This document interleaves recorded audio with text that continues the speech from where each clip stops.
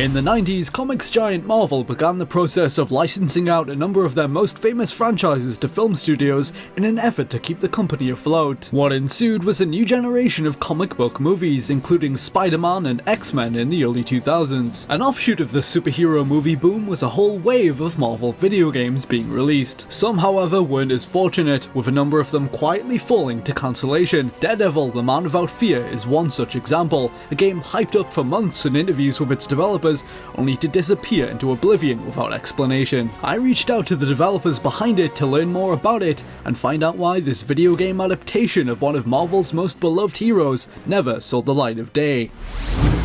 5000 Feet Inc. was a developer located in Reno, Nevada. In 2001, they had been collaborating with 3DO on spin-offs of the Army Men series for the PlayStation. All of their work up until this point was contributing to games led by other larger development houses, but they were looking to up their ambitions with original projects of their very own. Their management had established a working relationship with American publishing group Encore, who presented them with an opportunity. In the run-up to the release of the 2002 Spider-Man movie, Marvel had been selling exclusive access to some of their licenses for use in video games. Encore had arranged to purchase a few of these, including Captain America. Eric DeMilt, a senior producer at Encore, shared knowledge of the deal with 5000 Feet, and quickly there was one in particular that caught their attention: Daredevil. After some deliberation, 5000 Feet presented to Encore their ideas for a Daredevil game on PS2. Initially, the project was set to be fairly modest in its scope.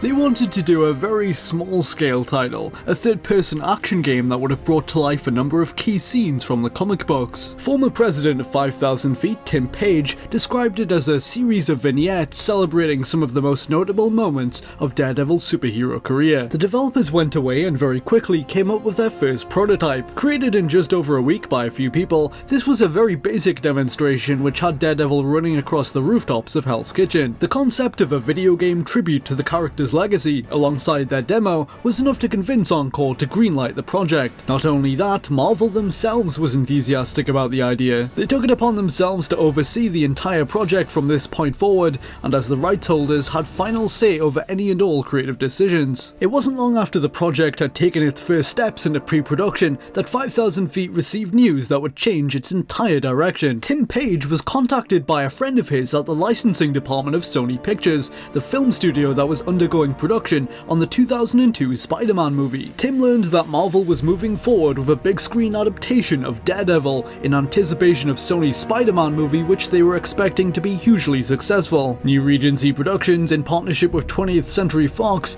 had picked up the rights to bring Daredevil to theaters for a planned release of 2003. The property was about to leap from the pages of a beloved, albeit relatively obscure comic, to wider mainstream awareness. The ramifications this would have on the success of the video game were potentially huge, and those involved with it were quick to recognize this. Their publisher, Encore, now wanted to release it on more platforms, adding versions for PC and Xbox. Before they could do this, however, 5000 Feet was required to meet with the evaluation boards of both Sony and Microsoft respectively. At the time, both companies maintained committees that would oversee third-party games in development for their platforms. These product evaluation committees were set up to advise developers with regular support to help them make the best games possible. They also possessed absolute veto power over projects, meaning that if they absolutely needed to, they could prevent them from releasing it on their hardware officially. Members of 5000 Feet first met with Sony's group to detail their plans to expand the project in light of the movie. It was almost unanimous that the logical course of action now was to do a game with a considerably bigger budget and scale. The Daredevil video game from this point evolved into what was set to be an open-world action game where players were free to explore the Hell's Kitchen neighborhood of New York City and the area around it. It was now slated for a February 2003 launch to coincide with the premiere of the film. To meet these new demands, 5000 Feet staff grew from just 12 to around 50. As the developers geared up to begin this larger, more ambitious Daredevil game, Sony provided the developers with several pointers. This included adding beat-em-up style combat and various traversal mechanics. From the start, Sony's people established an element of control over the project, requesting various additions be made here and there in an attempt to assure quality. Microsoft, by comparison, comparison, had a much more laid-back approach and allowed them the freedom to create the game as they saw fit. Sony was by far the more prevalent and demanding of the two, meeting with them every month to preside over it. Some at 5,000 feet felt this dynamic caused friction. The company was also in regular contact with Marvel, another key group whose approval the developers needed for each aspect of the game. Marvel and Sony often had contrasting ideas about the project's direction, leading to disagreements. 5,000 feet was torn between the two, trying to please both of them. Marvel strived for a title that was true to the essence of their property, while Sony was more interested in flirting with experimental game mechanics. At one stage, Sony's board suggested the developers tried to capitalize on the popularity of the Tony Hawk's Pro Skater series by adopting one of its most central features: grinding. 5,000 feet complied with this request, resulting in a clash of opinions between Marvel and Sony. The new edition saw Daredevil riding along telephone wires on the edges of buildings, which failed to impress Marvel. Sony saw it as a way to spice up movement for players, but for Marvel it represented a complete departure from the source material, as it wasn't something conventionally a part of Daredevil's repertoire. In the initial phases of the project, Tim Page and other key staff members wanted to develop the game using an engine licensed from an external source. Their proposed engine of choice was the popular renderware made by Criterion Software. The engine was known for powering a number of successful titles at the time, including Burnout and Grand Theft Auto 3. Encore, however, was not willing to pay the necessary fees for them to use it. 5,000 Feet's engineering team suggested they would make their own engine, and eventually a solution was found. They decided to use the base of renderware's technology and build their own engine on top of it. In some respects, this was a response to the growing pressure the developers were feeling as other open world games were making it to market over the course of development. They felt that games like GTA 3 in particular were setting the bar for open world experiences. Then, Activision released their tie-in to the 2002 Spider-Man film,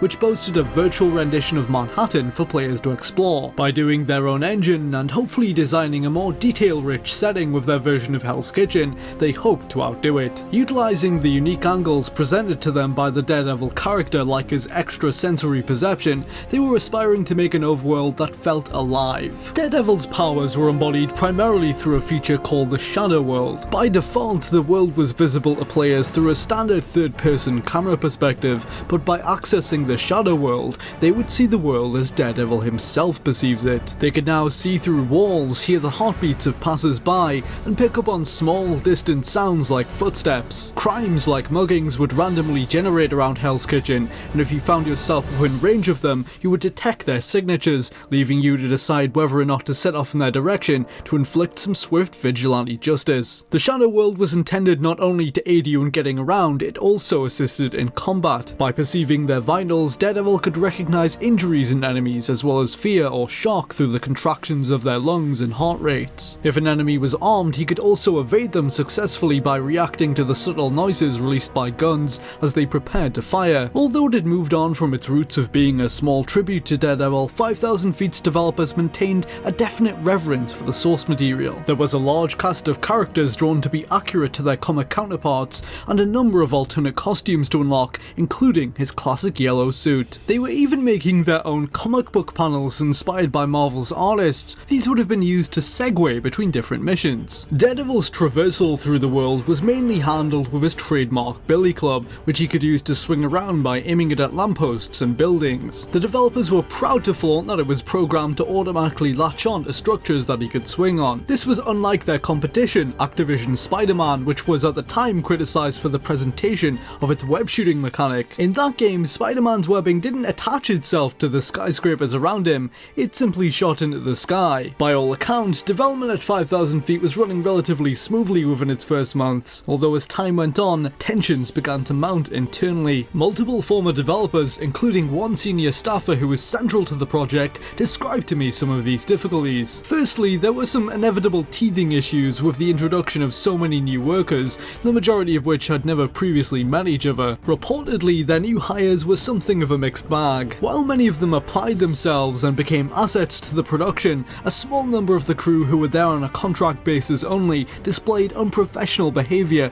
and took advantage of the management's somewhat laid-back attitudes. According to several different different sources, the studio was negatively affected by a culture of drug abuse quietly unfolding in the surrounding area of Reno. Multiple members of the team are alleged to have showed up for work intoxicated from consuming various narcotics. In one particularly damning instance, one of the engineers is reported to have turned up for a post-lunch meeting, and after having taken a large amount of illegal substances during his break, sat there unresponsive and drooling. On the other hand, another more prominent problem impacting development was an internal conflict between their new engineering team and the rest of the company. After several months, the group apparently started to demand an increasing level of control over the game's direction. Some felt threatened by their ambitions of controlling more and more of it, and the studio was divided as a result. This came at a time when the game was facing growing technical issues, almost all of which were directly related to the engine. As it turned out, it was struggling to cope with the complexities of this open-world Hell's Kitchen. In-game assets for environments and characters had to be rebuilt time and time again.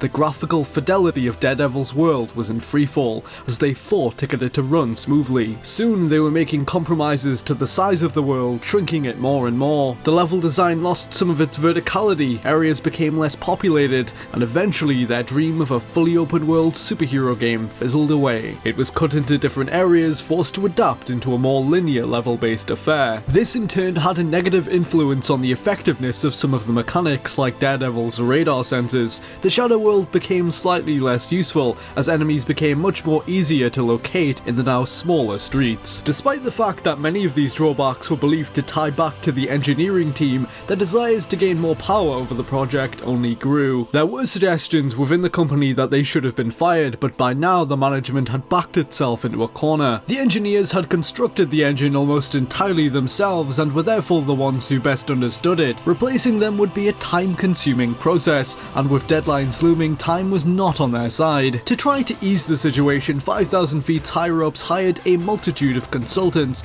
industry veterans from places like Electronic Arts, to lend their expertise. Regardless of their efforts, the project continued to suffer. With so many setbacks, it ended up missing its previous goal of February 2003 and was delayed later into the year. It was around this time that the game was renamed Daredevil, the Man Without Fear. This was a nod towards the Frank Miller comic book run of the same name, which a lot of it was drawing upon. As the year went on, a good majority of the game and its assets were finished. A draft of the plot was more or less completed too. It was an original storyline partially inspired by Elektra Lives Again. The Man Without Fear would have opened to the news that Daredevil's nemesis Wilson Fisk, better known as the Kingpin, has been assassinated. With his removal, a war between the remaining gangs erupts as they compete for his turf in the power vacuum. The crime levels in Hell's Kitchen once again soar as the neighborhood descends into chaos. This twist gave the developers an excuse to populate the world with spontaneously occurring gang violence for Daredevil to put a stop to. Before Mr. Murdoch is able to suit up, his business partner and closest friend Foggy Nelson is mysteriously kidnapped. On top of that, the recently resurrected Elektra is being blamed for the Kingpin's murder. Matt must vindicate Elektra and track down Foggy, all while dismantling the criminal organizations tearing his city apart. His investigation would have brought him into contact with a plethora of different villains, fellow heroes, and other supporting characters. He encounters some familiar faces like Turk, Ben Urich, Stick, and Josie, as well as members of the wider Marvel universe. 5000 Feet, after much trying, was able to persuade Marvel to let them use the Punisher, who would have had an extended cameo. Black Widow would have also appeared. After taking down the Sewer King and other crime lords, Daredevil teams up with Elektra and turns his attention towards the Hand,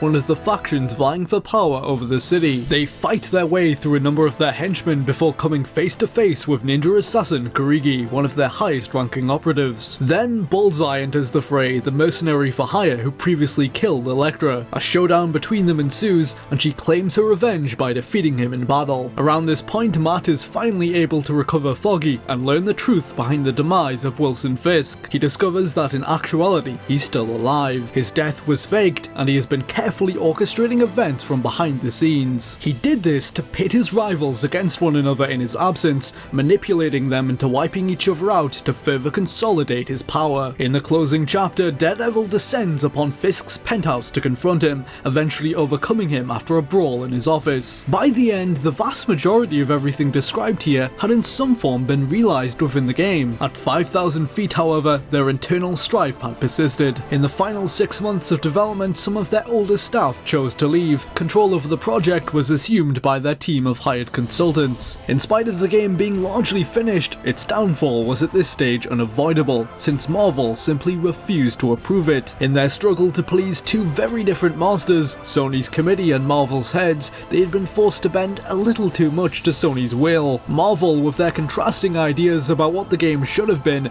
pulled away the license. The consulting team at 5,000 Feet suggested retrofitting the game into a new IP, but this never became a reality. Daredevil, the Man Without Fear was shelved. It's estimated to have cost Encore around $5 to $6 million US. 5,000 Feet subsequently underwent a change in direction. They took up contracts working on virtual gambling games, including NBC's Heads Up Poker and Stacked with Daniel Negreanu. The studio eventually ceased operations in 2012. If you've enjoyed this video, please don't forget to subscribe and check out my channel for many more lost games just like this one. You can see more from Unseen64 by hitting the annotations, including a look at Perfect Dark's unreleased sequels and the Avengers video game that never saw the light of day. You can reach Unseen64 at Unseen64.net. The site is an archive for cancelled, unreleased and beta games. I've been Liam, I hope this video has been of interest, and have fun.